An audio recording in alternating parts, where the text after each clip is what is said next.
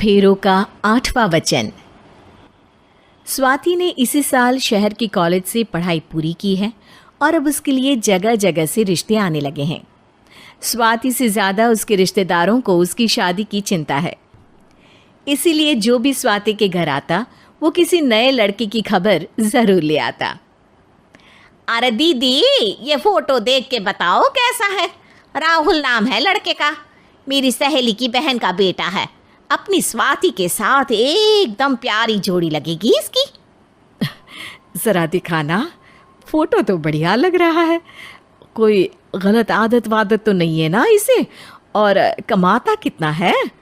अरे कोई गलत आदत नहीं है दीदी, आप कहो तो एक मीटिंग करवा देती हूँ, फिर सब कुछ फाइनल कर लेना। हाँ हाँ, ये सही कह रही हो तुम। संडे को स्वाति के पापा भी घर पे ही रहेंगे। बुआ फिर वहाँ से चली जाती है और रात को स्वाति की माँ उससे कहती है, स्वाति बेटा, आज कमला बुआ ने एक लड़के की फ़ोटो दिखाई है। संडे को वो लोग मिलने आ रहे हैं, तैयार हो ना तुम बेटा? अरे मम्मी, आप कहाँ कमला बुआ के चक्कर में आ जाती हो? अभी इतनी जल्दी कोई शादी वादी नहीं करनी है मुझे। अरे बेटा, अच्छा लड़का है, बुआ जानती है उसे अच्छे से।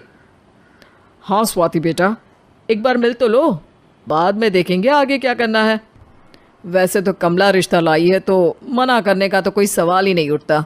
संडे की सुबह होती है और कमला बुआ राहुल और उसके मम्मी पापा को लेकर स्वाति के घर आती है। अरे आइए आइए भाभी, इसे अपना ही घर समझिए। इनसे मिलिए, ये मेरे भैया और ये मेरी भाभी हैं। नमस्ते भाभी जी, ये है हमारा लड़का राहुल, सरकारी नौकरी की तैयारी कर रहा है ये। वैसे आपकी बेटी कहाँ है? अरे स्वाति बेटा, बाहर आ जाओ। वैसे कितनी पढ़ाई की है स्वाति ने? जी, पोस्ट ग्रेजुएट है हमारी बेटी साइंस में। ये सब तो ठीक है, पर घर संभालना जानती है या नहीं? हमें कौन सी इससे नौकरी करवानी है, नौकरी तो मेरा बेटा करेगा ही। पर मैंने इतनी पढ़ाई की है और आप चाहती हैं कि मैं घर पर ही बैठी रहूं? अरे स्वाति बेटा, ये बड़ों की बात में तुम कहाँ बोल पड़ी? हम सब देख लेंगे क्या करना है क्या नहीं। हम तो इसी बात पर विश्वास करते हैं कि घर के लड़कियां घर में ही रहे तो ज़्यादा अच्छा रहता है। वरना भाई साहब, आप तो आजकल के हाल जानते ही हैं, कितनी घटनाएं होने लगी हैं औरतों के खिलाफ। स्वाति बेटा, रसोई का काम तो पूरा जानती हो ना?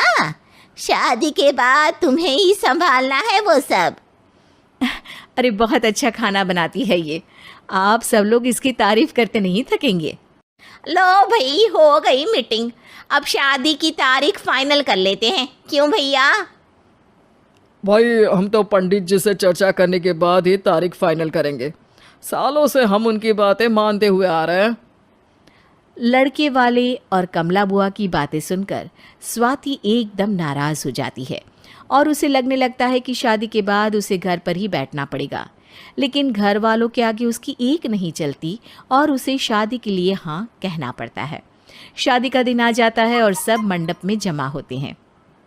अब फेरों का समय हो गया है, अब कन्या अपने वर से 7 वचन मांगेगी।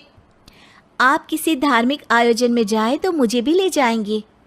आप मेरे माता पिता का भी बराबरी से सम्मान करेंगे, हमेशा मेरा साथ निभाएंगे। आपको दोनों परिवार की जिम्मेदारियां बखूबी निभानी होगी। हर ज़रूरी बात में मेरी भी राय लेंगे। आप सभी गलत आदतों से दूर रहेंगे। आप मेरे अलावा किसी और औरत से कोई गलत संबंध नहीं बांधेंगे। ये 7 वचन पूरे हुए, वर क्या तुम्हें ये सारे वचन मंजूर है? जी हाँ पंडित जी, मैं सारे वचन अच्छी तरीके से निभाऊंगा। अरे वाह वाह, बढ़िया तरीके से सब काम संपन्न हो गया। तो इसी के साथ विवाह संपन्न हुआ और आज से ये दोनों पति पत्नी हुए। 1 मिनट पंडित जी, अभी एक वचन लेना बाकी है। अब कौन सा वचन है बेटा? मैं अब हमेशा के लिए किसी दूसरे घर में जाने वाली हूँ, तो पति के अलावा मैं अपने सास ससुर से भी एक वचन लेना चाहूँगी। अब कहो बेटी। मैं ये चाहती हूँ कि मुझ पर किसी बात की कोई पाबंदी नहीं लगाई जाएगी। मुझे सब कुछ करने की आज़ादी होगी और मैं भी विश्वास दिलाती हूँ कि मैं एक अच्छी बहू बन के दिखाऊंगी।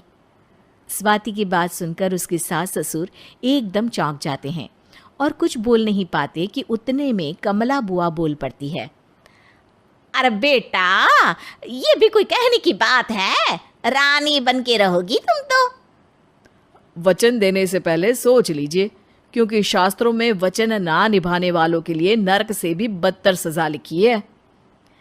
स्वाति की चालाकी से वहाँ मौजूद सब लोग प्रभावित हो जाते हैं और लोगों में बदनामी ना हो जाए, इस कारण स्वाति के सास ससुर को उसे वचन देना पड़ता है।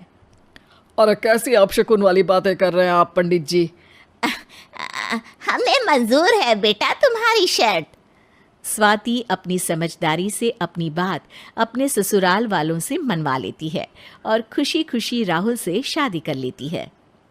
अब से हर शादी में मैं खुद 8 वचन दिलवाऊंगा। ओम मंगलम मंगलम मंगलम।